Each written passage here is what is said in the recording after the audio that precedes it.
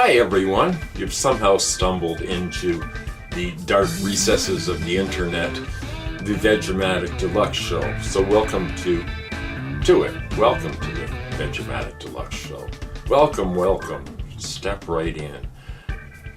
So I hear about East Palestine. Yeah, when I read about it, I thought it was Palestine, but people say it's Palestine. The rail disaster. Oh, isn't that wonderful? And the media barely covered it, of course. Why should they? Because it would risk corporate profits. Oh no! Now, of course, the Norfolk Southern Railway, who are worth, something like $55 billion, generously offered the citizens of Palestine $1,000 for their trouble. Yes, $1,000. Your home is useless. Your water is poisoned. Nobody wants to buy your house anymore. You're gonna have cancers and birth defects. But here's $1,000. That'll make everything okay, you plebe. What's disgusting about this is that it could have been prevented. And like many rail disasters or oil spills or anything that happens, after it happens, there's a lot of, we're going to make things better, we're going to improve it. They never do, because it interferes with profit taking.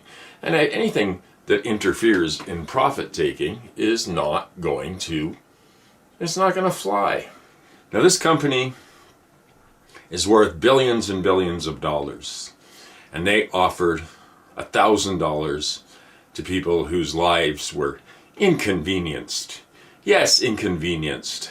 Well, I think the executives of Norfolk Southern should go to East Palestine and drink the water and breathe the air and live there for a month and decide if $1,000 might be a little on the cheap side.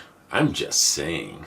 So I just heard that Elon Musk, yes, that Elon, that strange little man, has fired 30 workers right after a union was set to start organizing.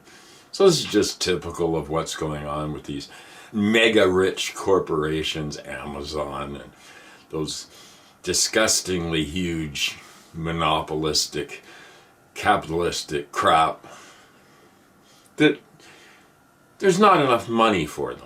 Yeah, Musk doesn't have enough money. He can't pay the people fairly, or he might not have enough money for what? 3, 2, 1, 0, and lift off. And I also just read that, 50% of Americans don't trust their news media. And my immediate thought was, only 50%? 50% are stupid enough to trust corporate news? I was astonished by this fact. Although I shouldn't be, I suppose, because with the constant brainwashing that goes on day and night and day, I imagine that they don't really get to see a lot of actual news about what's really happening, because that would be inconvenient to guess who? Big corporations. Yes, they own us all. And all the balloons that were flying over, I guess they weren't really UFOs, and they weren't really Chinese spy balloons, or they were just balloons.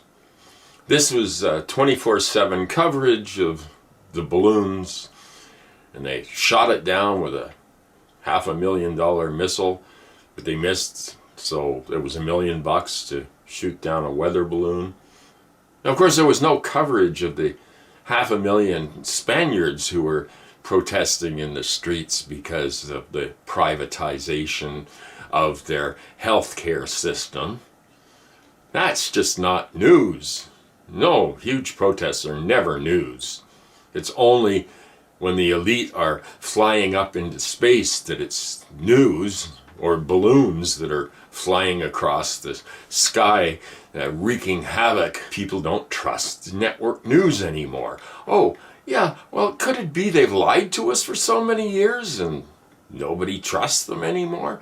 And this is bad, because without a trusted source, then people go to all kinds of crazy places. Because one's as good as any other. If the mainstream's going to lie to you, then the alternative press is going to probably lie to you too. And then it's the right-wing crazy press that are going to lie. And everybody lies. So we are living in a society filled with lies. Everything is based on lies. Nobody knows what the truth is anymore. And nobody really cares to pursue it. Oh, I mean, that's why somebody like George Santos, he can be a congressman. George Santos, it doesn't matter, he lied about everything. So this is a great lesson that if you want to reach the heights of political power, that the more you lie, the better off you will be.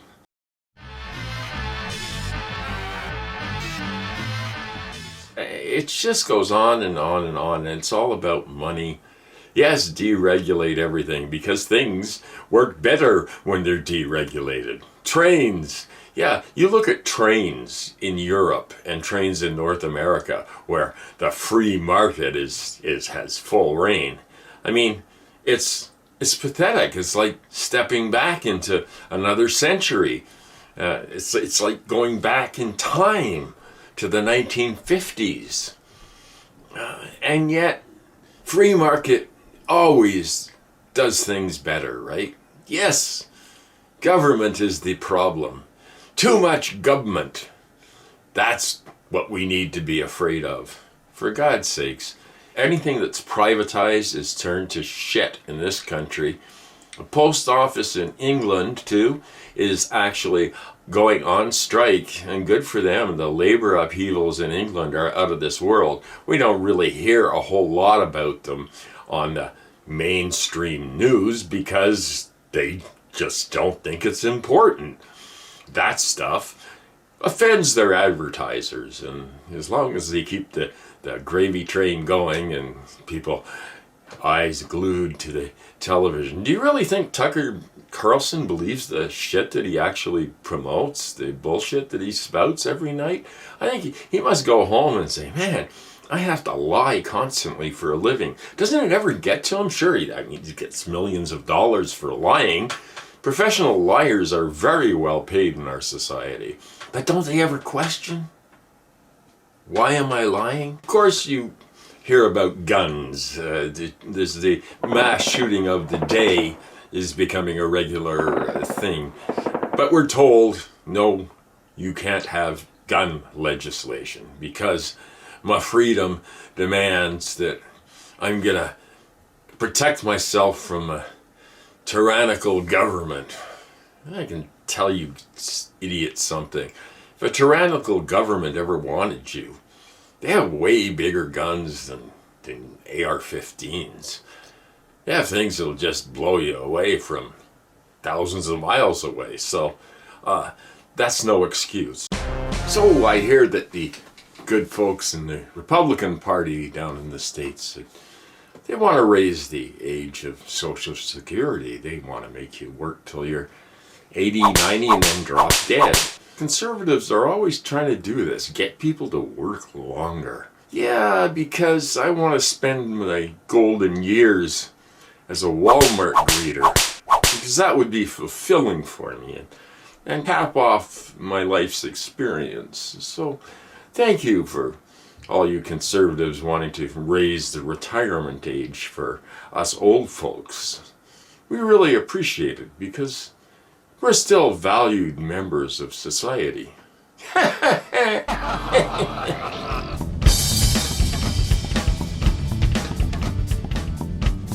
I hear John Fetterman checked himself into a hospital in D.C. because he was suffering from clinical depression. Now, of course, I'm sure many politicians would love to jump on this and say, well, how could somebody mentally ill run the government? Like it's never happened before.